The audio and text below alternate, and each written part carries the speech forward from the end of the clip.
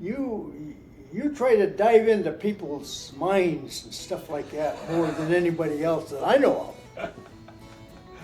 I don't think I ever did try to figure out somebody else, you know. Is that a bad thing? I ain't bad, but I don't know what's good about it either. You know.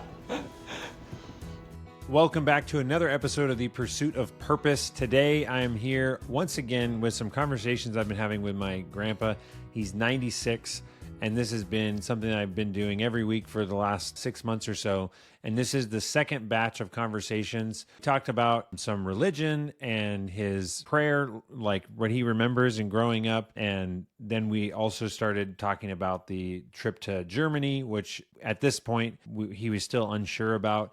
He was losing his eyesight and wasn't really positive if he wanted to do this. But anyways, enjoy the conversation. If you have ideas of questions or things that you would like me to ask him, please send those over to me. The links are all down below in the description. But thank you so much for listening, and let's get into these conversations with Bill Kiefer. How would you describe your faith? Probably about like anybody else's, I guess. Well, we went to church when I was a kid. We went to Methodist. A Methodist church? Yeah. I was probably about 12 years old. That's when I got my bike. And our barn was on fire. And I was delivering papers for somebody. I don't know who the hell it was. Just handbills. And I was at the top of Hart's Hill. Yeah, you don't know where that Hart's Hill is. No. Anyway, I was up there. It was gravel. And I looked down, and I could see our barn was on fire. Down the hill I went. And I was pedaling, and I got to the bottom, and I hit a rock. And that bike knocked me out because I thought I could see my tire, my inner tube, and all that stuff laying there on the ground. And it wasn't. So I must have been knocked out. Mm. And that Methodist preacher, he was down there. And I guess, according to Mom, I really filled the air with that preacher was there. I guess I embarrassed just about everybody.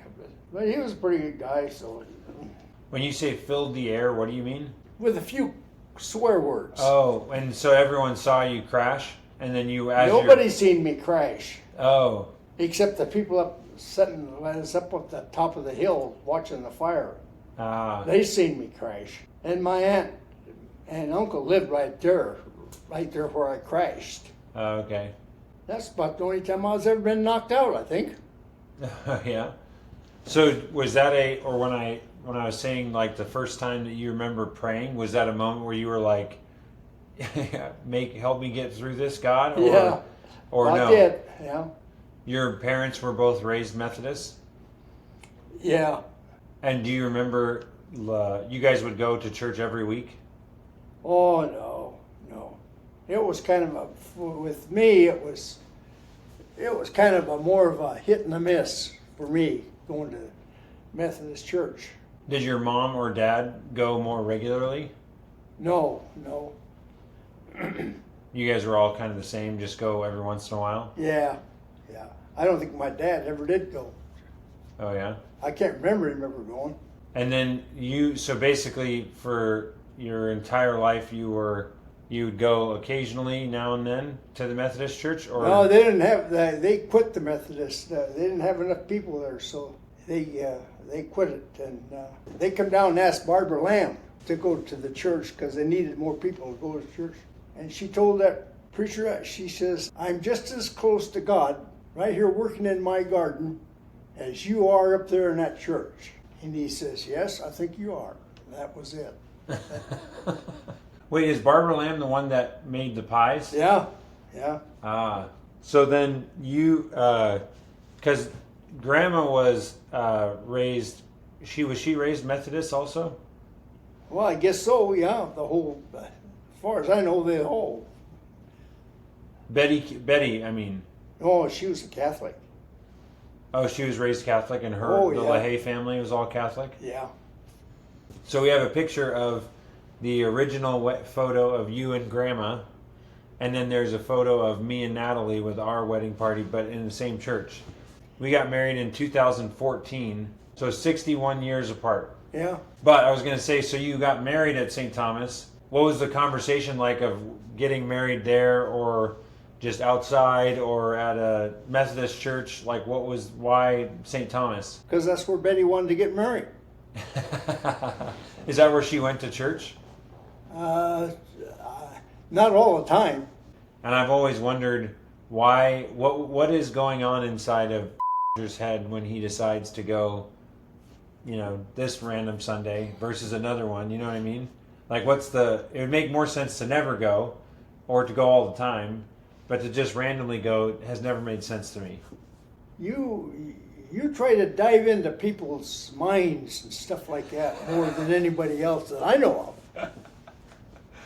I don't think I ever did try to figure out somebody else, Well, like you do, you're always. Yeah. Is that a bad thing? I say bad, but I don't know what's good about it either. As a logger, what were some of the most fun and the most challenging jobs that you ever did? I don't know if any of them was any fun, and I don't know if any of them was really any challenging. I don't. You just go up to a tree and saw it. That's about it, And you always use chainsaws? Oh, yeah. Well, when I first started out, I did a crosscut once. I worked with a guy named Gene Steffens. He had feet about yay long. We were sawing, and we were sawing bull pine, big bull pine trees, and he happened to look up like that, and a limb come down and hit him right across. Boy, it just bled. Man, it bled. He didn't die, though? Oh, no, hell no. He just Did you not have a helmet on? We didn't wear helmets back in them. But then you started wearing helmets shortly after that? I didn't wear a helmet until I started using the chainsaw. Well, no, I used one when I was hooking on the jammer, too. I hooked on the jammer for the first 8 years, and then I saw it. When I first started, we was using a jammer with no haulback. They didn't even have a haulback when I first started. I don't know what either of that means. You got a main line, you got tongs on it, and you take it down and you hook a log, and then when you haven't got a haulback, then you have to follow that log up to the jammer, get the tongs, go back down, and hook another log. Oh, wow. That. But then they come out with a haulback. You put that on the main line, and you got 2 blocks down there, and your haulback goes down, goes through that block and this block, and then your main line hooks on. See? Okay. So to save you from going up and down and up and down and up and down the hill? It's a lot easier with a haulback. I was probably the first guy that ever used a machine to go out and fall a tree with. I was probably one of the first guys that ever used it. Inland Paper had it, and I run it for Inland Paper. And they said it would cut a 20-inch tree, and I never could get a 20-inch tree. So they brought a guy out from the company, and he couldn't do it either. In school, what was your favorite subject? I don't know if I had a favorite. Recess. Recess?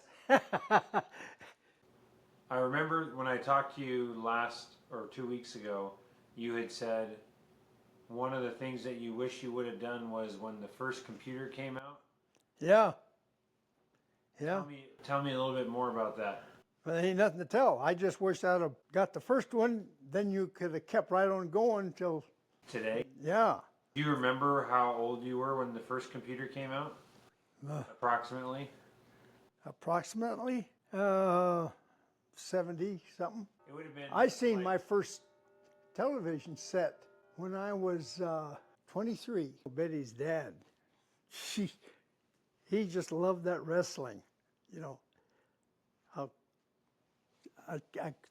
he'd be in there and he'd just kind of bounce from one end of that Davenport to the other and just go through the motions watching them guys wrestle. I just went and told me, I says, that's all fake anyway, Just like WWE wrestling? Like the same stuff that they have on now? Well, I don't know. I don't even know what they got on now because I never watched that kind of crap anyway. But that's how, I had no idea that they had that fake wrestling stuff back. So that was one of the... You can't stand up on a jump and land right in the, put your knees right in that guy's chest and all that kind of stuff. But Eli liked it, so that was the main thing, I guess. My assumption is I talked to you on Christmas, and I haven't talked to you since then. No. So I'm curious, what else has crossed your mind? Or I've had so many cousins call and ask me or talk to me, or aunts and uncles are like, so who's going to Germany? And everyone's asking questions. And I'm like, I don't know. From the beginning, I was kind of thinking, I had thought to Natalie, I wonder if just me, Grandpa, and Natalie should go, or not make it like a big thing. You know what I mean? Too late now. Well, yeah. But my question for you is, do you feel like, as you've been thinking about it, I'm assuming, what are your current thoughts on a trip to Germany? Well, if I don't go blind, I really can't see a hell of a lot. Yeah. And if it gets any worse, I don't see any sense of going. Really. Yeah. Okay. I'm going to this guy. He's a new guy in Coeur d'Alene. I'm going to tomorrow. Just to, see if he can do anything mostly different. Just get glasses. Okay. See, the glasses I'm wearing now, I've had them for 20 years. Probably time to Yeah. get new ones. Yeah.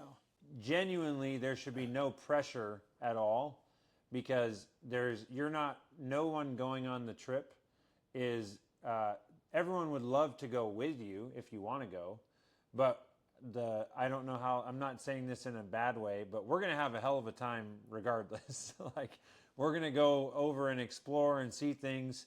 And if you were there, then that's even better, because I'm sure there'll be random stories and things that you remember or whatever as we're going to different places. The Kiefers are apparently I was thinking that when you go to a town, get a phone book. Go through the phone book and see if there's any Kiefers in it. So we're doing even better than that. So good. The plan is so the two places that we know we're going is Wildflecken and the hometown of the Kiefers. What are you going to do in Wildflecken? There's nothing there. There's still a base, actually. It's a German base now. Yeah, but what are you going to do there? Drive by it, look at it, I don't know, see if there's a place to get a beer. Oh. But there, PX, you mean? Yeah. In my opinion, the coolest thing for this whole trip is if we got to shake hands with somebody that was, somehow related in a long distant line. You know what I mean? As of right now, like, you have a doctor's appointment tomorrow, your eyesight. Is there anything else that you can think of that would make you feel that you wouldn't want to go? No. Just my eyes is the only thing that I know of right now. If I could see, I'd be the first one on the plane. Yeah. What's up, guys? What's going on? Who's this? Can you say hi to Grandpa? Hi, Grandpa Billy. Hi. What's up, Gabe? Hi. Go ask him. You have to talk loud. Hi, Natalie. How are you? Good. Good. Grandpa, What's up? can we have ice cream? Why, got lots of it. I've just been waiting for you guys to come over here and eat some of that stuff. Wait, you guys don't like ice cream anymore, right? Thank you so much for listening. Please drop a comment, a rating, or send me a text if there is something that struck you. And let me know if you have any questions you'd like me to ask my grandpa in future episodes. And now a quick word from our sponsor, which is Boolean Review. Boolean is a review software that my wife and I own, and we sell this software to home service businesses. So I know there are many different people that listen to this podcast, but if you know someone, an electrician, an HVAC business, a painting company, maybe a coffee stand, someone that is providing service to customers and get found online by customers, we would love to talk to them. This is a review software that is the highest converting review software in the home service space in particular. And if you're wondering what that means, if you have 100 clients in your business, the typical business gets between 1% to 2% of those customers. So for every 100, they would get one person or two people to leave them a review on Google. Other review softwares get between 3 and 5%, and the Boolean review software gets 20% of your customers to leave you Google reviews, and these are fantastic Google reviews with lots of words, keywords that are going to help with SEO, pictures, stories, the names of your employees. So if you want to learn more, check out booleanreview.com.